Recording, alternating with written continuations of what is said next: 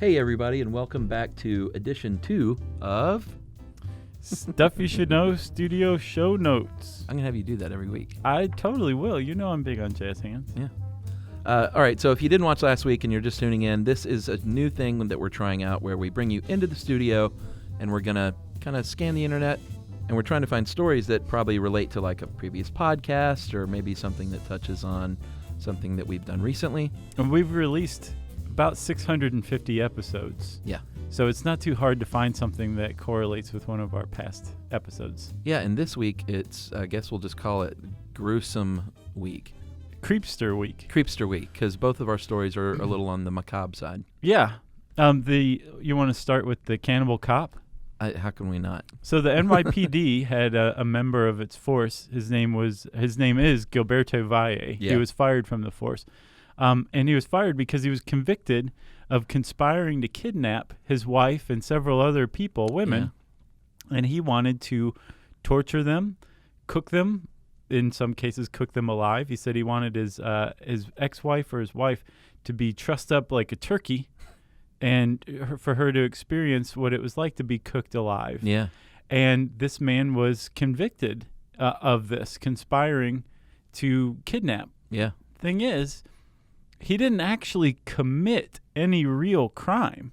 All of this conceivably was just fantasy, and a federal judge said, you know what, you can't convict somebody of just fantasizing, even though he said we'd all be in jail. He did do he did some internet searches for how to knock somebody out with chloroform. Yeah. He used the NYPD database to find some of his victims. Yeah, well, that was actually his only crime. So he was convicted of that. That conviction was upheld. And I think that was just like illegally accessing the database. Yeah. Yeah. But as far as the kidnapping charge goes, the judge dropped it because he's saying, this guy, you can't prove he was actually going to do it. Yeah. And I think the judge, I got to agree with him on that one, and I think it's a pretty good blow in favor of civil rights. Yeah, it's definitely a tricky case because you want to stop someone ideally before they do things because you don't have an opportunity to do that a lot. Yeah. Usually just try and find people who have already done something. Right. But it's a slippery slope, and that's what the defense attorney, Robert Baum, said. It sets a very dangerous precedent. People can be prosecuted for their thoughts. Right. So it's kind of like precogs and Minority Report. Exactly. Pre-crime unit. So either way, Gilberto Valle's life is pretty much ruined because everybody knows what he's into. Yeah, exactly. But yeah, if you want to know more about cannibalism, which is something that he apparently was into, at least in fantasy life, yeah, we have an episode, How Cannibalism Works, that pretty much details everything there is to know about cannibalism. Yeah, and that's a good one. You can find that. We have an archive page on the Stuff You Should Know website with all of our podcasts, and I would definitely recommend the cannibalism episode. I would second that recommendation. Yeah, it's a good one.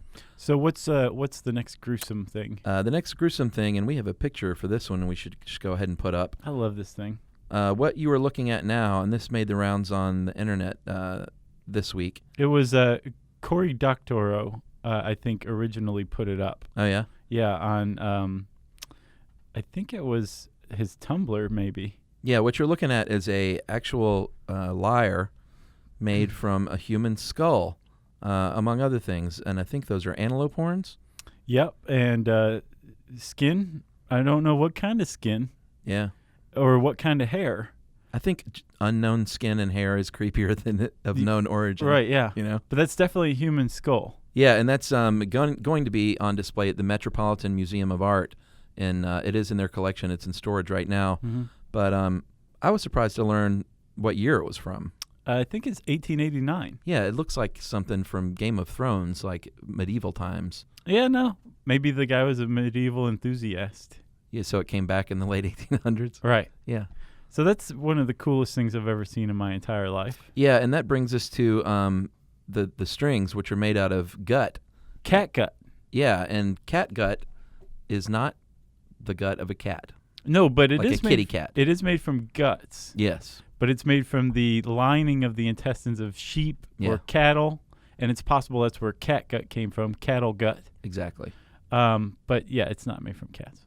No, it never has been. It never has been. And one theory, and they can't verify this, on why another theory of why they call it cat gut besides cattle gut is maybe they were trying to throw off people trying to copy the trade secret.